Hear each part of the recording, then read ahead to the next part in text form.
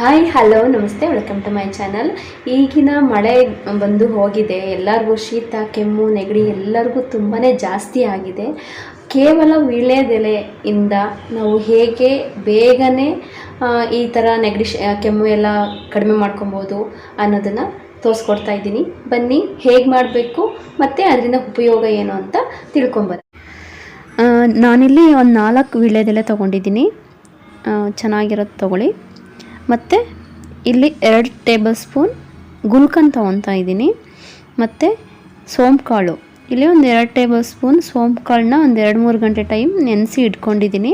ಮತ್ತು ಸ್ವಲ್ಪ ಏಲಕ್ಕಿ, ಪಚ್ಚಕರ್ಪೂರ ಸ್ವಲ್ಪ ತೊಗೊಬೇಕು, ಜಾಸ್ತಿ ಹಾಕಬಾರ್ದು ಪಚ್ಚಕರ್ಪೂರ. ಎಷ್ಟು ಇಂಗ್ರೀಡಿಯೆಂಟ್ಸ್ ಬೇಕಾಗುತ್ತೆ ಈ ಮದ್ದಿಗೆ. ನಾನಿಲ್ಲಿ ತೊಟ್ಟನ್ನ ಸಪ್ರೇಟ್ ಮಾಡಿಬಿಟ್ಟು ವೀಳ್ಯದೆಲೆನ ಕಟ್ ಮಾಡಿ ಜಾರ್ಗೆ ಹಾಕ್ಕೊಂಡು ಎಲ್ಲ ಇಂಗ್ರೀಡಿಯೆಂಟ್ಸ್ ಹಾಕ್ಕೊಂಡು ಗ್ರೈಂಡ್ ಮಾಡ್ಕೊತಾ ಇದ್ದೀನಿ. ಇದು ಗ್ರೈಂಡ್ ಮಾಡಿಕೊಂಡು ಸೋಸ್ಕೊಂಡು ನಾವು 1/4 ಲೋಟ ಅಷ್ಟೇ ಕುಡಿಬೇಕಾಗಿರೋದು, ಜಾಸ್ತಿ ಕುಡಿಯೋಕ್ಕೆ ಹೋಗಬಾರ್ದು.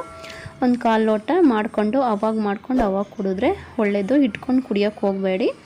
ಇದು ನಮಗೆ ಇತ್ತೀಚಿನ ದಿನಗಳಲ್ಲಿ ಎಲೆಗಳನ್ನ ನಾವು ಪೂಜೆಗೆ ಮಾತ್ರ ಯೂಸ್ ಮಾಡ್ತಾಯಿದ್ವಿ.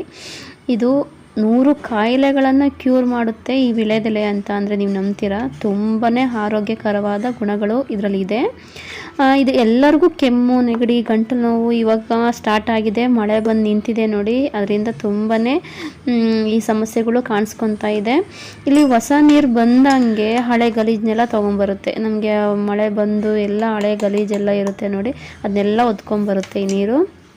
ಇದು ನಾವು ಸೇವಿಸ್ತೀವಿ. ಎಷ್ಟೇ ಫಿಲ್ಟ್ರ್ ಮಾಡಲಿ ನಾವು ಅದರಲ್ಲಿ ಆ ಕಲ್ಮಶಗಳನ್ನೆಲ್ಲ ಮಿಕ್ಸ್ ಆಗಿರುತ್ತೆ. ನಾವು ಎಷ್ಟೇ ಫಿಲ್ಟ್ರ್ ಮಾಡಿ ಕುಡಿದ್ರೂ ಆ ಸಮಸ್ಯೆ, ಈಗ ನೀರಂತೂ ಗಲೀಜು ಇದ್ದೇ ಇರುತ್ತೆ. ಇದರಿಂದ ಇದು ನಾವು ಸೇವಿಸೋದ್ರಿಂದ ಈ ಸಮಸ್ಯೆಗಳೇ ಹೆಚ್ಚಾಗಿ ಕಾಣಿಸ್ತಾ ಇರುತ್ತೆ ನೋಡಿ. ನೆಗಡಿ ಕೆಮ್ಮು ಎಲ್ಲರ ಮನೇಲೂ ನೆಗಡಿ ಕೆಮ್ಮು ಜ್ವರ ಇದ್ದೇ ಇರುತ್ತೆ. ಇದೇ ಕಾರಣದಿಂದಾಗಿ ಇದು ಜಾಸ್ತಿ ಆಗಿರುತ್ತೆ. ಈ ಸಮಸ್ಯೆ ಹೆಚ್ಚಾಗಿರೋದ್ರಿಂದ ಈ ರೀತಿ ಮಾಡ್ಕೊಂಡು ಕುಡಿಯೋದ್ರಿಂದ ಒಂದು 3 ದಿನ ಮಾಡ್ಕೊಂಡು ಕುಡಿದ್ರೆ ಸಾಕು, ಕಂಪ್ಲೀಟಾಗಿ ಕಡಿಮೆ ಆಗುತ್ತೆ.